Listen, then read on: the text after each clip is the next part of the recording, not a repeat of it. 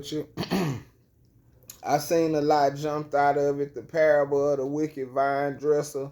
The first thing I looked at, and I broke it down in several ways, but this the way we're gonna explain it right now. Like, okay, it's a landowner, and we'll use like he planted a regular garden. Okay, so I planted a garden. That means I bought all the material. It say he did all of the work. It didn't say he hired some people to do the work ahead of time. It said he did everything, so he made everything ready. So I look at somebody who have a good understanding, and we'll go old school. Like I say, you got a garden planted, a vineyard, you got a garden planted. So you know what it's going to yield. You know how much work, like you go from place to place and you set these things up because you expect for it to yield a certain amount. So you expect something to be taken care of. That's why you got the property, and that's why you work the property and you got the property ready. To be able to put a vineyard on it, if we use a wine press, that would have made you money back then. If you put fruits and vegetables, that's going to make you money. So they looked at it as, okay, this is a profit. I set up a business and I allow somebody else to run the business. Okay, so I got the business set up and I pass it on to you. I say, hey, look, bro, I'm going to pay you blah, blah, blah. All I need you to do is to make sure you water this every day or water it every other day to make sure I receive what I'm supposed to receive. So now I'm about to go. So like I said, it say he went away to a far away place. So that means I wasn't just down the street. That's why I say he might have had something more important to do. So I went on to the next location. But I left you in charge of this location. And it says as time passed. So that means he ain't come right back. So time that passed, it said when it was time for the harvest to come in. Like he already knew. That's why I said when he set it up from the beginning, he had an understanding of what he expected to be done. So when I hire you, when I talk to you, I'm going to give you the rules of the game, what I expect you to do. And Jesus saying, I need you to hear this parable too, because basically you ain't doing what you're supposed to do. So now I'm going to send somebody over there to reap the benefits. I'm going to send one of my people. I'm going to say, hey, bro, go down there, or hey, homeboy, go down there and get some of that food for me and bring it back so we can have something to eat. Go down there and get a couple of them things of wine so we can sell it down the street to the neighbor so we can have something to eat for this month. The vineyard is ready for the picking. So if it's ready to go, so I expect you to go down there and get something. And when you come back, only one come back. Say I send 3. I send 3 and only one make it back. One get beat up, one get shot, one get stoned. The one got beat up, make it back, and he come back and tell me, say, hey, bro, they said you ain't got no vineyard over there. See, now I see you as trying to take something. You trying to take something for yourself, right?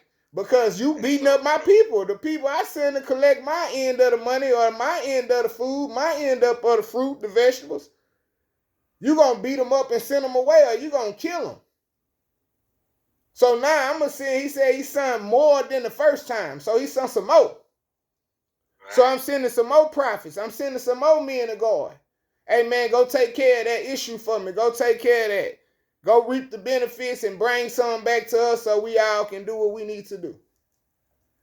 So I'm sending these people to you, and then now like, okay, we're going to do likewise to y'all. So yeah, man, hey, every time bro bring them boys over here, we going to smoke them. We going to kill them. Ain't no way we giving up no food, no money, no nothing. Yeah, see, no, people begin to have that mind frame, and that's a street mentality. People have that street mentality mind frame as they hogging you. So they taking it. It's theirs now. What he gonna do? If he sends somebody, we gonna have the upper hand. We gonna have to jump on them because they don't even know that we willing to kill them to keep what we have. They just thinking it's all good because the boss man, the master, somebody who good with everybody, son them. So Pastor Casalo said, go to this church and go pick up the offering.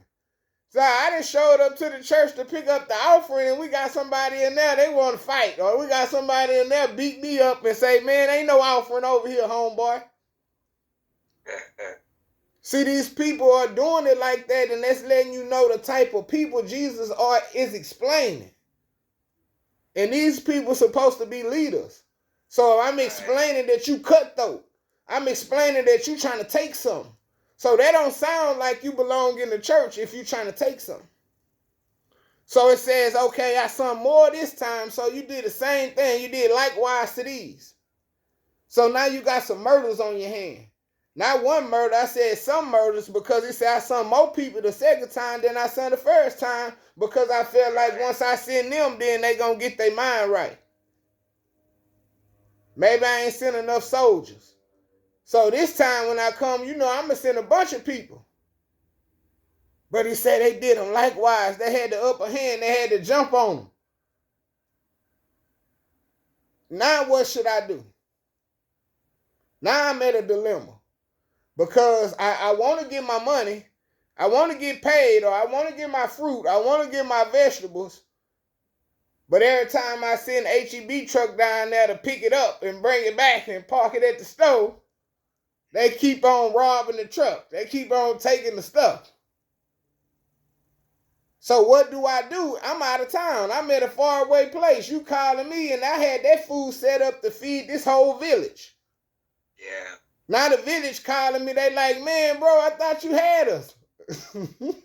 So you putting me in a bad position, a bad situation, me being the vine dresser, me buying the property, me getting everything ready, me putting all the money into this, me investing everything. I done invested everything into this project, and all I'm trying to do is reap some of the benefits. Right. And you saying, nah, it's your project now. Whatever you invested, that's on me. That's all me now. And we run into these type of people right now today. So that's why he pointing it out. And he's saying, man, it's the religious people like this. Yeah. He said, here another story. Like, I done already gave you a story before this one, but I want you to hear another one, because you ain't got it just yet. Because if you had it, I wouldn't keep on telling you all these stories. So I'm saying, here another story. You ain't doing what you supposed to. Right. You hurting people. You killing people. You disrespecting people. You're not allowing my light to grow. You're not allowing my church to prosper. Because you against the people. You're not doing what my words say do. So now, after you done hurt 2 sets of my people, 2 sets of my prophets, meaning there could have been anywhere between 3 to 100 people the second time, you don't know. You hurt them too. So, like, what should I think about you? Should I trust you? You got me like right now, I don't even have a good understanding of what I should say to you, or how a relationship can go forward from you killing 2 sets of my soldiers, or you killing 2 sets of men that I sent to get something for me. Amen. That's what I got. Sister Lena, you can read the rest.